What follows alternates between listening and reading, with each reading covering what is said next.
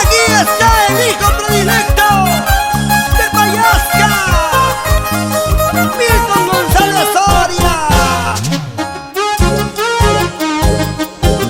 y el yerno Jaime Ponce Espinosa.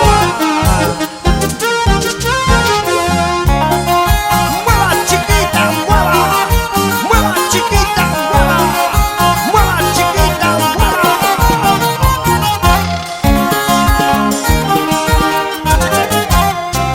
¿De qué me sirve quererte? ¿De qué amarte si tú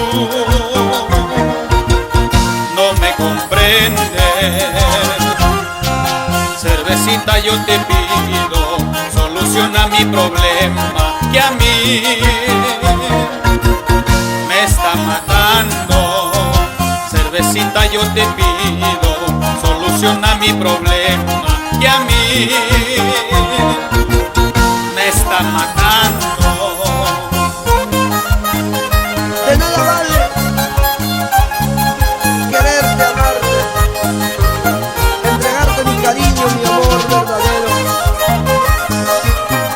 Si tú no me entiendes, si tú no me amas,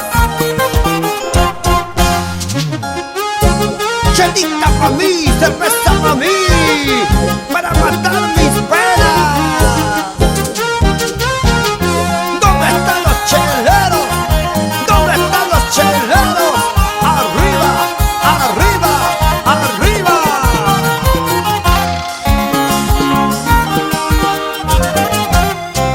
Dios mío, yo te pregunto, tú que no eres injusto, ¿por qué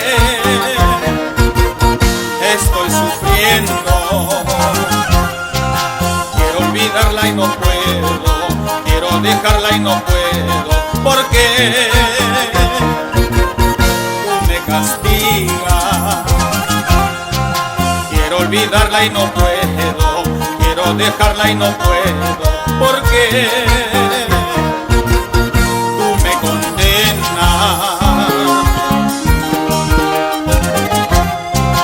Todo el amor que yo te di no me supiste corresponder. Ahora me alejo lejos de ti, que nadie goce de mi sufrir.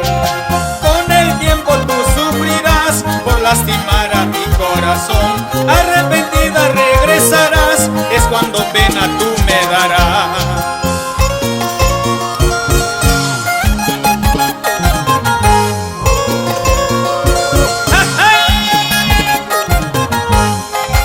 Pica, pica, Milton. Dale sabor, dale sabor.